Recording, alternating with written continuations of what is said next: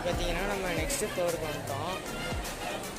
இங்கே வந்து mini SO scene என்னமோ இருக்குது.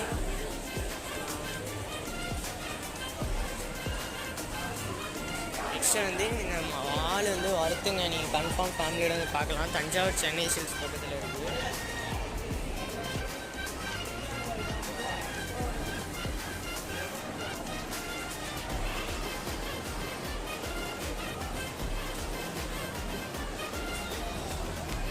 டிக்ஸான்னு இருக்குது மக்களே தெரியல. நெக்ஸ்ட் வந்து அது ஷூ கடை. இது வந்து டைட்டாங்கிறது வாட்ச் கடை.